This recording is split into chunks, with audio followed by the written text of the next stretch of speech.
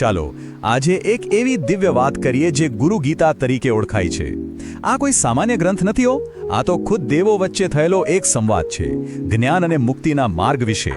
તો તૈયાર છો આ રહસ્યમય વાર્તામાં ઉતરવા? વાતની શરૂઆત થાય છે કૈલાશ પર્વતની એ શાંતિપૂર્ણ ઊંચાઈઓથી.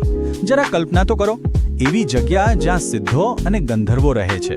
અને હા, આ એ જ જગ્યા છે જ્યાં બ્રહ્માંડનું એક સૌથી મોટું રહસ્ય ખુલવાનું હતું.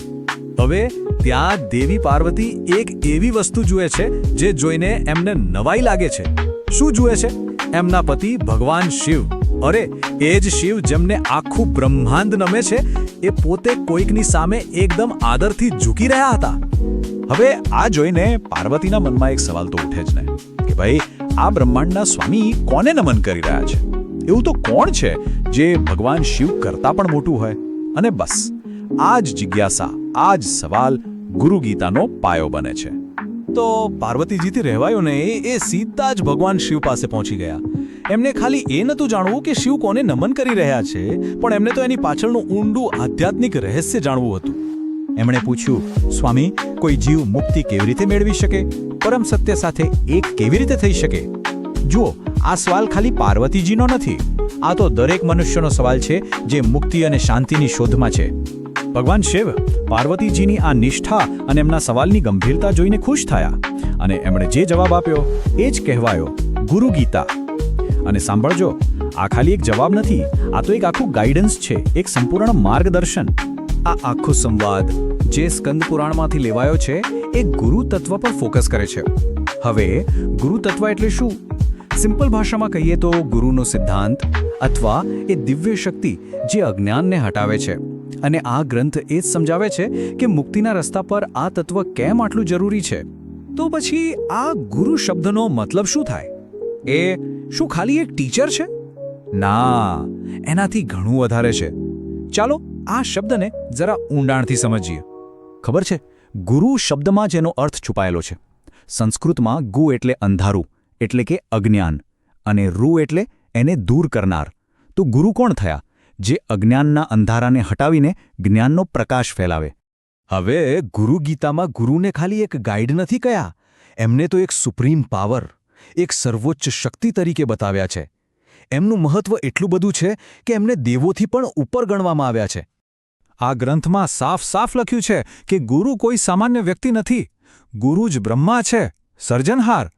ગુરુ જ વિષ્ણુ છે, પાલનહાર. અને ગુરુ જ મહેશ્વર છે, સંહારક. ટૂંકમાં ગુરુ એટલે આ ત્રણેય દિવ્ય શક્તિઓનું એક જ સ્વરૂપ. અને આ વાતનું સૌથી મોટું ઉદાહરણ કોણ છે? ભગવાન દત્તાત્રેય. એમને આદિગુરુ એટલે કે સૌથી પહેલા ગુરુ માનવામાં આવે છે. કેમ? કારણ કે એ બ્રહ્મા, વિષ્ણુ અને શિવ ત્રણેયના સંયુક્ત અવતાર છે. એમનું સ્વરૂપ જ ગુરુની સર્વોચ્ચ શક્તિનું પ્રતીક છે. ગુરુ ગીતાનો એક શ્લોક તો આ વાતને એકદમ સ્પષ્ટ કરી દે છે. એમાં કહ્યું છે, જો શિવ ગુસ્સે થાય તો ગુરુ બચાવી લેશે, પણ જો ગુરુ ગુસ્સે થાય તો કોઈ બચાવી નહીં શકે. આના પરથી જ સમજી શકાય છે કે આધ્યાત્મિક રસ્તા પર ગુરુ પરની શ્રદ્ધા કેટલી મહત્વની છે. આ બધી વાતોને હજુ સારી રીતે સમજવા માટે ચાલો એક સરસ મજાની વાર્તા સાંભળીએ. સંદીપનિકની વાર્તા. એ ગુરુ શિષ્યના સંબંધ અને નિસ્વાર્થ ભક્તિનું એકદમ પરફેક્ટ ઉદાહરણ છે. તો થયું એવું કે ગુરુ વેદધર્મે એમના શિષ્યોની પરીક્ષા લેવા માટે એક ભયંકર બીમારીનો ઢોંગ કર્યો. બધા શિષ્યો તો ગભરાઈને દૂર ભાગી ગયા, પણ એકલો સંદીપક જ એમની સેવામાં રહ્યો. એની આ અતૂટ ભક્તિ જોઈને ભગવાન વિષ્ણુ ખુશ થયા અને એને વરદાન માંગવા કહ્યું. હવે જુઓ, સંદીપકે શું માંગ્યું? કોઈ ધન દોલત નહીં, પણ પોતાના ગુરુની હજુ વધારે સારી રીતે સેવા કરવાની શક્તિ માંગી. આ સાંભળીને એના ગુરુ બહુ ખુશ થયા. એમણે કહ્યું કે આ બીમારી તો ખાલી એક પરીક્ષા હતી. અને પછી સંદીપકને સર્વજ્ઞાનના આશીર્વાદ આપ્યા. મતલબ કે સાચી ભક્તિની કસોટી થાય જ છે અને એનું ફળ હંમેશા જ્ઞાન જ હોય છે. તો આ ગુરુ ગીતા કંઈ ખાલી જૂના જમાનાની વાત નથી. આ તો આજે પણ એક જીવંત પરંપરા છે જે લાખો લોકોને પ્રેરણા આપે છે. ચાલો જોઈએ કે આજના સમયમાં એનું શું મહત્વ છે. તમને જાણીને નવાઈ લાગશે, પણ સિદ્ધયોગ જેવી પરંપરાઓમાં તો આ એકદમ મુખ્ય ગ્રંથ છે. દુનિયાભરના આશ્રમોમાં રોજ કે અઠવાડિયે એનું ગાન થાય છે. સ્વામી મુક્તાનંદ જેવા મહાન ગુરુઓએ તો એને પશ્ચિમના દેશો સુધી પહોંચાડી. અને હા, તમને કદાચ ખ્યાલ હોય તો 2010ની ફેમસ હોલિવૂડ ફિલ્મ ઇટ, પ્રે, લવ માં પણ એનો ઉલ્લેખ છે. આ બતાવે છે કે એનો સંદેશ કેટલો યુનિવર્સલ છે. હજારો વર્ષો વીતી ગયા, પણ ગુરુ ગીતાનો જે મૂળ સંદેશ છે ને, એ આજે પણ એટલો જ સાચો છે કે સાચું જ્ઞાન એ અંધારામાં પ્રકાશ જેવું છે, અને ગુરુ એ છે જે આપણને એ પ્રકાશ સુધી લઈ જાય છે. અને આ વાત આપણને આજના સમય માટે એક બહુ જ મહત્વના સવાલ પર લાવીને ઊભી રાખે છે. આજે આપણે ઇન્ફોર્મેશનના દરિયામાં જીવી રહ્યા છીએ. સાચું શું અને ખોટું શું એ સમજવું બહુ મુશ્કેલ છે.